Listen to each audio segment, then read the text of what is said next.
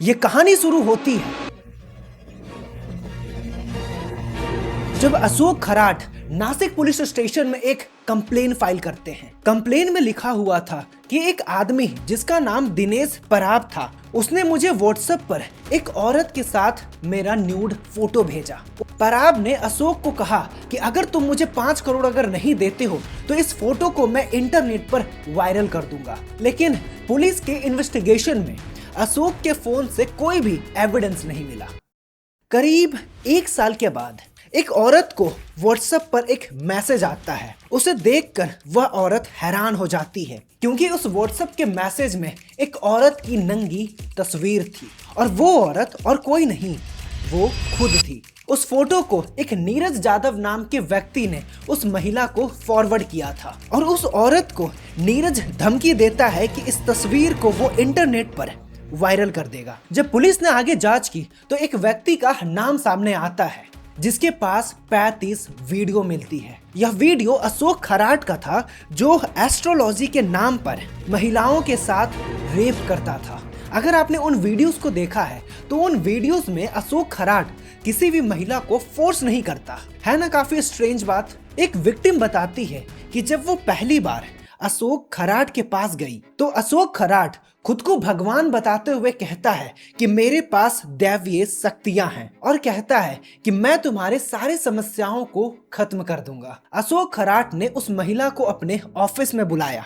उसने एक पीतल का बर्तन लिया जिसमें पानी और ड्रग्स मिलाया और महिला जब अनकॉन्शियस हो जाती उस पानी को पीने के बाद तो अशोक खराट उस महिला का रेप कर देता है।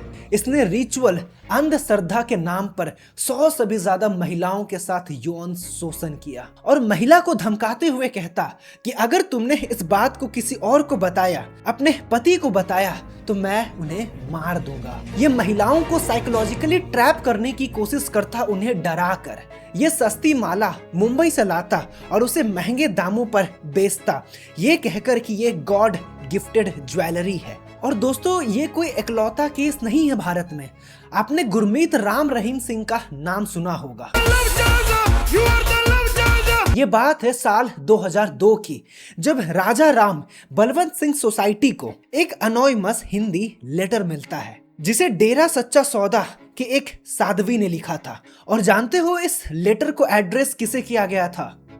उस वक्त के प्राइम मिनिस्टर अटल बिहारी वाजपेयी को। उस लेटर में लिखा हुआ था कि मैं पंजाब की रहने वाली लड़की हूं और पिछले 5 सालों से डेरा सच्चा सौदा सिरसा हरियाणा में साध्वी के तौर पर काम कर रही हूं और यहाँ मेरे जैसे 100 से भी ज्यादा लड़कियां हैं जिन्हें 18-18 घंटे काम कराया जाता है और हम साध्वियों का शारीरिक शोषण किया जाता है डेरा महाराज राम रहीम गुरमीत सिंह के द्वारा। वह साध्वी आगे कहती है कि मेरी फैमिली गुरमीत सिंह को ब्लाइंडली भगवान मानते हैं और मेरी ही फैमिली ने मुझे उनके पास भेजा था साध्वी बनने को। और फिर वो आगे बताती है कि उनका पहली बार रेप कैसे हुआ। रात के करीब 10 बज रहे थे जब एक महिला प्रचारक ने मुझसे आके कहा, महाराज ने आपको बुलाया है, आपसे मिलना चाहते हैं। साध्वी ने बताया कि यह पहली बार था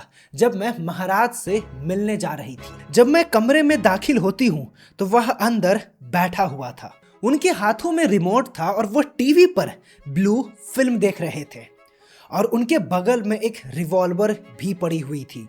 और उन्होंने मुझसे कहा कि तुझे याद है जब तू मेरी शिष्या बनी थी तो तूने मुझे अपना धन, मन और तन सब कुछ अर्पित किया था और मैंने उसे स्वीकार किया था। इस पर जब साध्वी ने आपत्ति जताई तो राम रहीम कहता है कि मैं ही भगवान हूँ और कहता है श्री कृष्ण की भी 360 गोपियां थी जिनके साथ वो रास लीला करते थे और तब भी उन्हें लोग भगवान मानते हैं। फिर गुरमीत सिंह ने धमकी दी कि अगर तू नहीं मानी तो इस रिवॉल्वर से मैं तुझे मार दूंगा और कोई कुछ नहीं कर पाएगा क्योंकि तेरी फैमिली मुझ पर अंधा भरोसा करती है। पंजाब और हरियाणा के सीएम मेरे जेब में है, सेंट्रल मिनिस्टर तक मुझसे मदद मांगते हैं। और फिर उसने एक एग्जाम्पल दिया फकीर चंद का जिसे उसके गुंडों ने जान से मार दिया और वो केस आज भी मिस्ट्री बना हुआ है। फिर उस साध्वी के साथ राम रहीम ने रेप किया। और लेटर के हिसाब से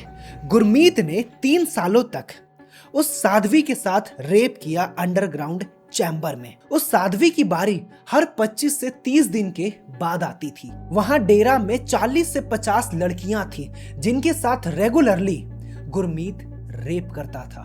वहां यह रूल बनाया गया था कि औरतों को किसी से बात करने की इजाजत नहीं थी, ना दूसरे औरतों से और ना ही डेरा के लोगों से, ना तो अपने फैमिली मेंबर से फोन पर बात करने की आजादी थी। अगर कोई ऐसा करने की कोशिश करता तो उसे सजा दी जाती। देखिए, बाद में ये लेटर एक जर्नलिस्ट रामचंद्र छत्रपति के हाथ लगता है और इस लेटर को छत्रपति ने अपने अखबार पूरा सच में जस का तस छाप दिया। धर्म के नाम पर किए जा रहे साध्वियों के जीवन बर्बाद।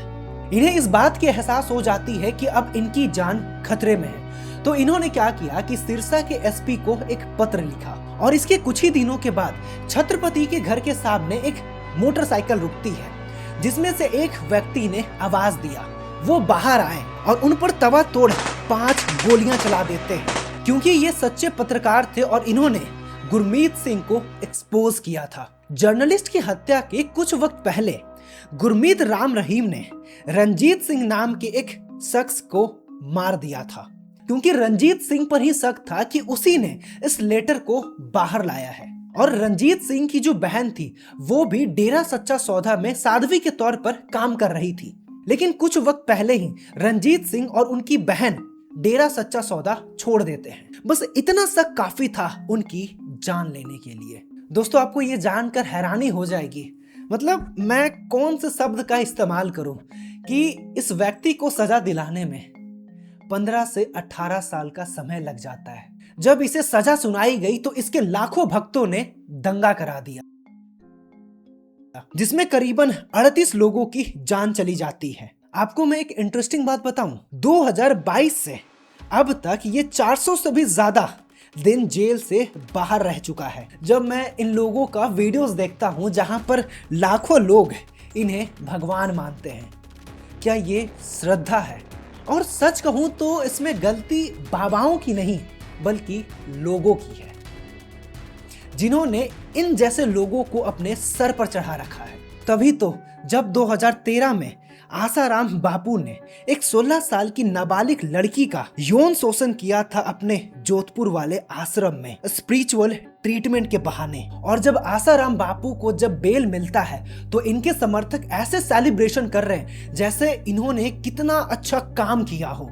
इस सो कॉल्ड स्पिरिचुअल लीडर को देखने के लिए लोग पागल हो रहे हैं, लोग नाच रहे हैं। जरा देखो अनिरुद्धाचार्य कैसे आसाराम बापू को जस्टिफाई करने की कोशिश कर रहे हैं। चल रही है 12 लाख इस समय छप रही है जो है संतों पे, अच्छे लोगों पे, ये सब सदियों से अच्छे लोगों पर ही अत्याचार होता आया है। अगर इतने से मन नहीं भरा तो जरा प्रेमानंद महाराज जी का यह वीडियो देखो जिसमें आसाराम बापू को भगवान श्री कृष्ण से कंपैरिजन कर रहे हैं। बाबा, मैं श्री आसाराम बापू जी से नाम दीक्षा ली थी। मेरा भजन अच्छा चल रहा था, पर उनके जेल जाने के बाद मेरी श्रद्धा पर आघात हो गया। हाँ, ये बाहरी बात है। बाहरी बात इसलिए हम कहते हैं कि भगवान का लीला विलास चलता रहता है ना। इस बात पे जाओ कि वो जेल में है। जेल में तो क्या, जेल में तो ठाकुर भी पैदा हुआ था, मथुरा में जेल में तो पैदा हुआ था। एक चीज मैंने नोटिस किया कि इस तरह के बाबाओं के सामने हमारे कई सारे पॉलिटिशियन, कई सारे बड़े बड़े पॉलिटिशियन सर झुकाते हैं। मैं आपको एक्सप्लेन करता हूं क्यों। बात है 7 फरवरी की, जब गुरमीत राम रहीम को 21 दिन का फरोलो दिया जाता है, मतलब टेम्पररी छुट्टी। और ये तब होता है जब पंजाब में इलेक्शन होने वाले थे, मतलब इलेक्शन से 2 हफ्ता पहले। ऐसा इसलिए क्योंकि डेरा सच्चा सौदा के पंजाब में लाखों फॉलोवर्स हैं। और बात यहाँ पर सिर्फ एक पार्टी की नहीं हो रही है। फॉर्मर पंजाब सीएम दीपेंद्र हुड्डा जैसे कई सारे कांग्रेस के लीडर भी उनके सामने सर झुकाते हैं। 2007 में डेरा सच्चा सौदा ने कांग्रेस को सपोर्ट दिया था, जिस वजह से कांग्रेस मलावा रीजन में 67 में 37 सीट जीत जाती है। आपको इंटरनेट पे ऐसे कई सारे वीडियोस देखने को मिल जाएंगे जहां पर ये सो कॉल्ड स्पिरिचुअल लीडर किसी एक पॉलिटिशियन के लिए वोट मांगते हैं। आपके पास जितना ज्यादा ऑडियंस होगा, आपके पास जितना ज्यादा लोग होंगे, आप उतना ही ज्यादा पावरफुल होगे। एक चीज जो मैं आपको बताना चाहता हूं, और हाँ, मैं ज्ञान देने की कोशिश बिल्कुल भी नहीं कर रहा। चाहे आप किसी भी रिलीजन से आते हो, चाहे आप हिंदू हो, मुस्लिम हो, सिख हो या फिर ईसाई हो, आपको आपके गॉड ने आपको लाइफ दिया है। इससे बड़ी ब्लेसिंग आपके लिए क्या हो सकती है कि आज आप जिंदा हो। आपके ऊपर उस बनाने वाले का ब्लेसिंग है। तो फिर क्यों आप इन सो कॉल्ड बाबाओं के चक्कर में फंस जाते हो? देखो, ये जो बाबा होते हैं ना, ये आपकी डर का बस फायदा उठाते हैं। खैर, इस पर हम कभी और बात करेंगे कि ये जो बाबा होते हैं ये कैसे लोगों को अपने झांसे में ले लेते हैं। एट द एंड मैं उन पेरेंट्स से बस यही कहना चाहूंगा, ठीक है, आपकी आस्था इन बाबाओं पर है, आपका अपना लाइफस्टाइल है, आपकी लाइफ आपकी मर्जी, बट कम से कम अपनी बेटियों को उन बाबाओं के पास तो मत भेजो स्पिरिचुअल के नाम पर। बस यही कहना था। आशा करता हूं कि वीडियो आपको इन्फॉर्मेटिव लगी हो, और अगर वीडियो से अगर कुछ नया सीखने को मिला हो तो चैनल को सब्सक्राइब करिए। तो मिलते हैं अगले वीडियो में एक नए टॉपिक के साथ, और वीडियो देखने के लिए दिल से शुक्रिया।